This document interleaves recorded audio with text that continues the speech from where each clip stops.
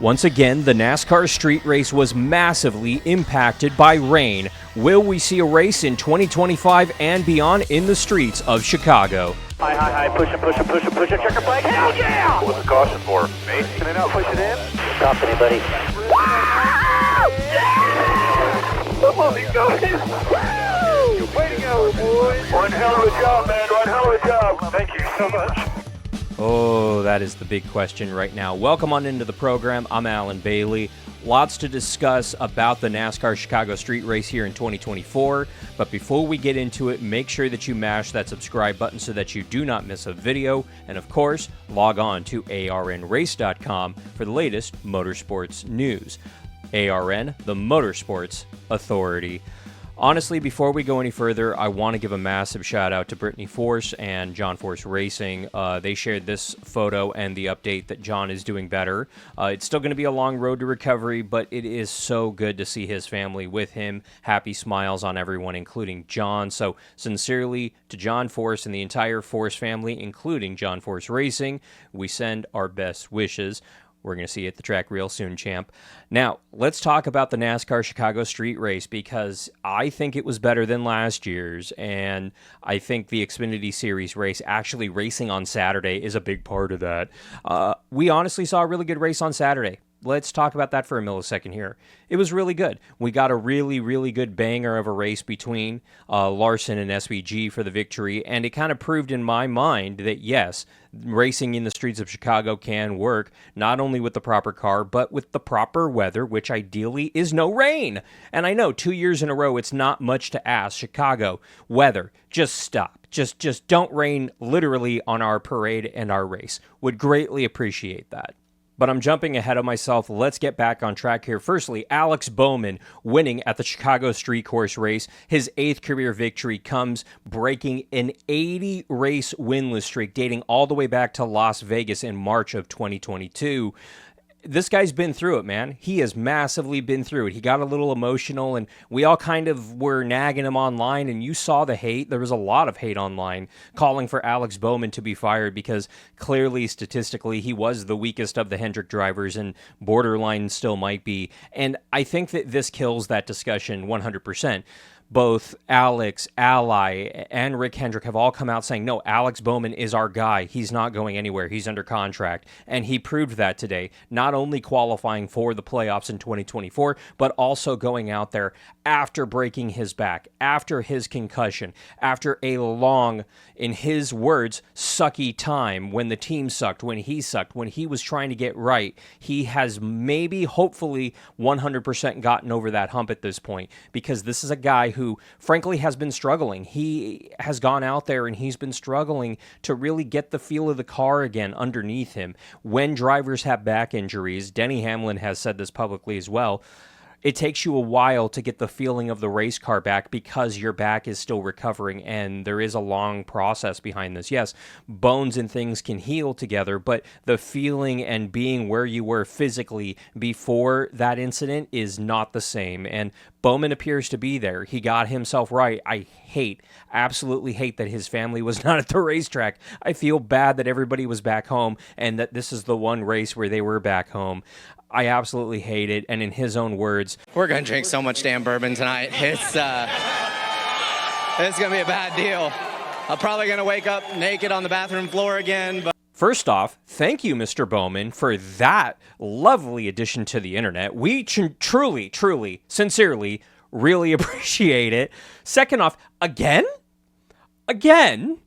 Waking up naked in the bathroom floor is like a regular occurrence to you, Mr. Bowman. I salute you, sir. You keep on keeping on. A couple of other cool stats for the Chicago win for Alex Bowman, for Hendrick Motorsports. The fact that it's only the 8th season in 40 years that Hendrick Motorsports have had all 4 of their drivers win in a single season. For Alex Bowman, he becomes a driver who wins at both Chicago tracks, the Chicago Street Course and Chicagoland.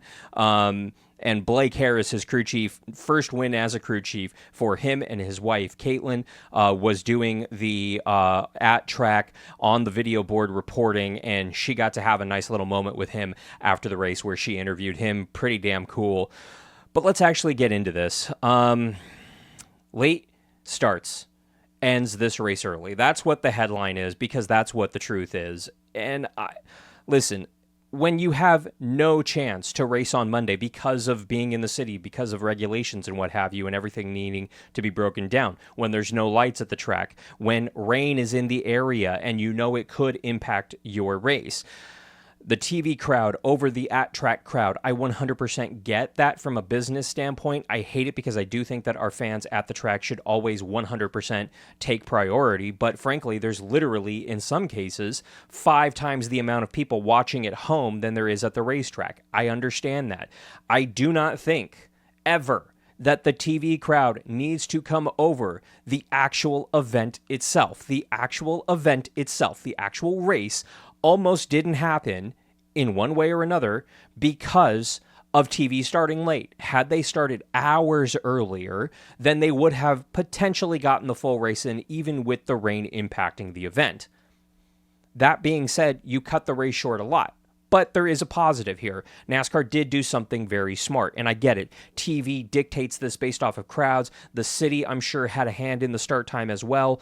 I'm just saying move the start times up, and that seems to be something that has been echoed across social media more or less the entire race since the first red flag. Now, the time clock or the countdown clock, NASCAR coming out and saying, hey, the race is going to end at 8:20 local time, which is 9:20 Eastern. I'm all for that. I really, really, really, really, really like that. And I think the teams do as well. There's more of a hard deadline because there is a hard deadline. That was always the hard deadline. And a lot of people were spreading misinformation online saying it was because of the city and because of, local ordinances and things like this. Nothing to do with the city. The city would have loved for it to keep going. However, there is no lights at the Chicago street course. Darkness was coming, sunset was coming, and TV, the weather patterns, etc., all determined that 8:20 was the latest that they could safely go, plus one more lap. Meaning, when the leader takes whatever, once 8:20 comes, the next flag is the white flag, period. So Alex Bowman kind of got past the start-finish line when the countdown clock ran out, so they added essentially 2 to go, and that's what I want to hear. That is absolutely perfect. Going to 2 to go right there at the start of the lap, giving essentially the entire field the 2 laps to know, hey, checkered flags are coming, white flags are coming right now. It's not just all of a sudden, white flag right now. Whoa, I'm on the white flag already? What? Crazy. I loved that call. I love that decision. I think that every single racetrack that NASCAR races at that does not have lights, I repeat, any racetrack that NASCAR races at that does not have lights, and we are coming up on the end of the, frankly, light part of the day and we get into the night, put a countdown clock out there. I think that NASCAR needs to kind of announce that going into the race weekend of, hey, 8 p.m. local time, 8:30 p.m. local time, 7 p.m. local time, whatever that time is, and it will vary depending on the time of the year and depending on where we are. That is the deadline. That is the, hey, hard stop, we're done racing today, darkness is here, we can't see. I think that needs to be across the board, and I think that is what NASCAR will be announcing here either this week or within the following weeks, because this policy was extremely well received by the teams, the fans, TV, people online, all loved it. They all loved it. I simply wish you got rid of the actual lap counter on the TV screen and just go to the timer. Leave that timer up there, because it doesn't matter how many laps are left. We're not getting to the very end of this race, and that's 2 years in a row. We haven't actually raced this full race. Let's just go ahead and put that up there and make things easier for the fans and everybody. Love that they put it on the bottom right. I'm just saying, from a technical standpoint, move it up there to where the actual ticker is. It could make everything so much easier. I'm just saying. And a lot of people were saying, oh, rain killed this race. It's going to kill the Chicago street course track ever coming back in 2025 and beyond. I don't necessarily think that. But here's what actually happened. Water did not drain from this track. When it came in, it just sat there and pooled up. That was the problem. That was something that these cars are not designed to do. They are not waterproof. You cannot run them through a puddle like that. They're not designed to do that. There's components in the car that would malfunction and cause significant issues. Now, I'm not saying little puddles. I'm talking about the big puddles that were just standing there. And oh, by the way, with these heavy stock cars going through there, even with the wet weather, damp weather, whatever we want to call them, tires, it was still a significant issue. And I do think that NASCAR made the right call red flagging the race in order to literally suck up all of the moisture on the track. By the way, I didn't think that we had vacuums that powerful to literally suck up puddles on a street block, but dang, we do, and that was cool. And kudos to NASCAR, kudos to the city for actually doing this, because it was extremely cool to see and very safe for the teams. I applaud them for that. The mayor was at the track. The locals loved this event. There's a lot of positive feedbacks for this, but let's actually talk about the rain. The rain itself caused a 20-minute delay to the start of this race. Then, at lap 26, we saw a red flag for a little over an hour because of the rain. And then they called all their drivers back, and everybody got in, and we got ready to go. And then it started raining again, adding more time to the red flag, unfortunately, and we went back going. NASCAR cannot do anything about the rain. The city of Chicago cannot do anything about the rain. This is no one's fault. This is really, really, really bad luck. And I absolutely hate it. I hate it for everyone involved. I feel like NASCAR can't get a break. And after it snowed in Fontana, California during the last Auto Club Speedway race, I swore wherever NASCAR goes, bad weather will follow. Looking at the actual race itself, you had SVG, Kyle Larson, and AJ Allmendinger all having issues. 3 of the best road racers in the field, boom, boom, boom. 3 of the favorites, boom, boom, boom, finishing dead last, all 3 of them. It was anybody's game at that point. It was SVG's race to lose after he won the first stage, and then, honestly, I'm amazed that Larson locked it up like that. It was such a violent hit into the tire barrier. It was insane. You had the discussion early on when the race started of wet versus dry tires. I'm going to call them that just for simplicity's sake. And I loved that NASCAR let the teams choose. I can't believe I'm giving NASCAR kudos for that. That's such an obvious thing to give them kudos for. But kudos to them for thinking of that. And the other one is that teams were in that debate of trying to do the wet or the dry. You had that option all day, and I love that they had that option all day, because that is part of the strategy. That is part of the big brain thinking that you need in order to win in American motorsports these days, and it brings another element to it, and I love it. You had the Bowman versus Bubba, and I know all of the boomers are going to jump on me for this one, but Alex Bowman admitted fault in the incident early on in the race when he had a broken windshield wiper, couldn't see in the spray, and got a little too loose, got into the 23 and sent him into the wall, effectively ruining the 23's day. The 23 got significantly more damage than the 48 did in that incident, because the 48 car went on to win, Bubba did not. And Bowman, as soon as he gets out of the car for the TV interview, he admits fault. He apologizes to everybody at 2311, Bubba and the 23 team. And Bubba did take a shot on the cool down lap at the 48 car and kind of fenced him a little bit. I'm okay with it. That's the cool down lap, and yeah, guys are unbuckling buckles and things like that, but that's very Intimidator-like, and I know I'm going to piss off the boomers with the Intimidator comparison, but that's what it is. That was something that Dale would do back in the day, and back in the day when Dale was doing it, it was fine in that black number 3, but Bubba Walla does it in that 23 Toyota. Oh, he needs to be stopped. He's a menace to society. Ah! But I think the source of most of the frustration on Bubba Wallace's part and his fans' part is the fact that Alex Bowman locks himself into the postseason with this victory at Chicago and essentially takes out a race for Bubba Wallace to try to close that gap in the playoffs. Bubba Wallace out of the playoffs right now. That's the bigger source of frustration, bigger picture than just this one single race. And listen, my biggest problem with this race is when stage 1 ended under caution, we ran over 6 laps under caution just to end that stage at the set lap. NASCAR, in my opinion, should have added 5 laps to stage 2 and ended stage 1 early. That would have been the easiest fix. That would have essentially made it so that we didn't have to run around under caution for over 30 minutes. And it would have given us more time to get more of the race in. Not the full distance. I'm not going to sit here and say that. I'm just saying this is an officiating on-the-fly call that's a 1 in a million. And maybe at the road courses and this street course, we don't run full course cautions for little spins and things like that. Early on in the race, you had Corey LaJoie spin out and cause a caution when literally the reason he was stopped there for so long was because there was no opening. He was waiting for the field to pass before he could spin it around. And as soon as they did and the caution came out, he spun it around and carried on his merry way. He could have done that under green. We could have stayed under green for that. That is one of those calls that NASCAR just got it wrong. We need to embrace local yellows like they do in every other form of motorsports for bigger road courses. It just makes sense. And I get it. You want to bunch the field up. You want to create that drama. You want to make sure Corey LaJoie is fine. But use common sense here. This feels like honestly interns making the calls, whether or not that's a caution or not. Anybody who's been around motorsports and road racing for more than 10 seconds will tell you when cars spin, sometimes they wait there a little longer than you would like simply because they're waiting for a safe re-entry point, and that's what Corey LaJoie did.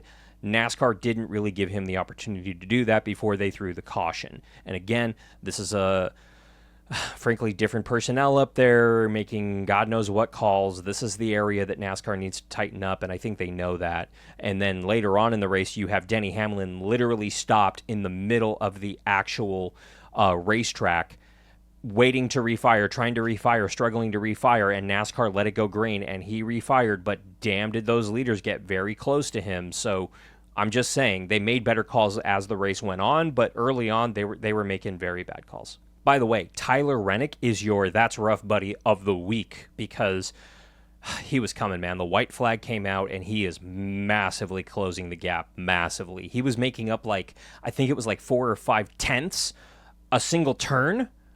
It was insane. He was closing that gap on Bowman. It was his to win, honestly.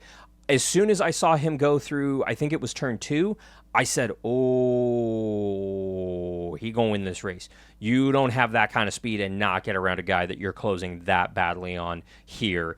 And I was honestly thinking in that moment, okay, this is Tyler Reddick winning in Michael Jordan's owned car in the 45 in Jordan's town with Jordan's brand on the car. Oh my gosh, this is going to be amazing. I was mentally already writing that video script. And then he made a mistake, plain and simple. There's no way around it. He made a massive mistake. He was trying to get a little bit more out of the car and just cut a corner a little too close and barely tapped that outside wall. However, it killed his momentum down the straightaway, and I think it probably broke something in that front end, knowing how sensitive the front ends of these Cup cars are these days. And he had nothing for Bowman. Bowman continued to pull away at that point. But sincerely, is rain going to kill NASCAR coming back to Chicago for the street race in 2025? Maybe. It's going to be interesting to see what the ratings do. We're going to find that out in probably Tuesday or Wednesday. We'll find that out when it comes out.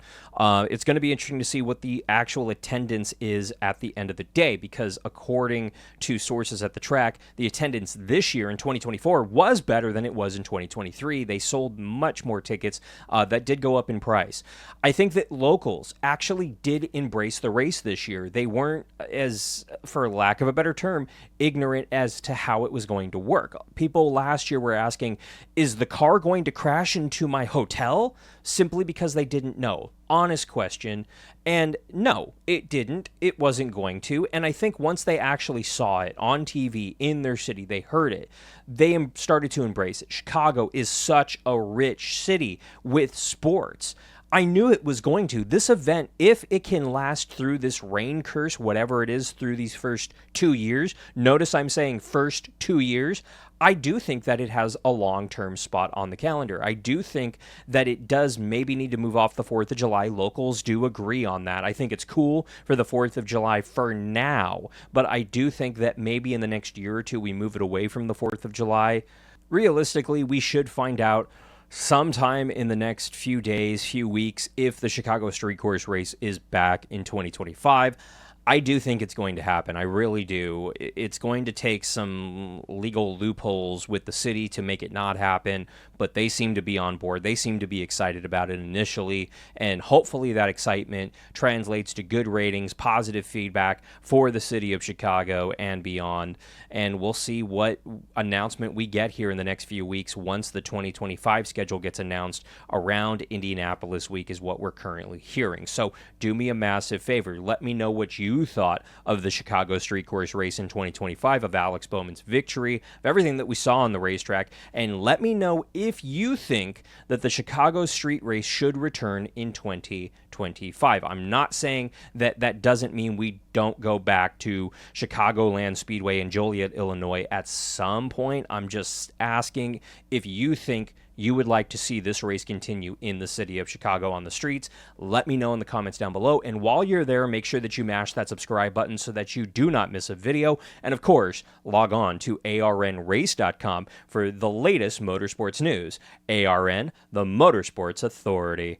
I'm going to be on Low Budget TV the next couple of weeks, actually. You can go ahead and log on to lowbudget.tv in order to watch a race this Saturday night at Orange Show Speedway in San Bernardino, California. Coverage should be kicking off around 7 p.m. local time when the green flag flies. So go ahead and log on to lowbudget.tv to go ahead and check out some really great local short track racing. It is Demo Cross night. I'm pretty excited to see what rules and what changes have been done for the Demo Cross. So it's going to be interesting. Lowbudget.tv in order to go watch it. And we're going to be at the Chino Demolition Derby the week after that. So I've got a busy month ahead of me in July here. Hope to see you on lowbudget.tv. But today, here now, for Shifting Gears, I'm Alan Bailey. We'll see you at the track.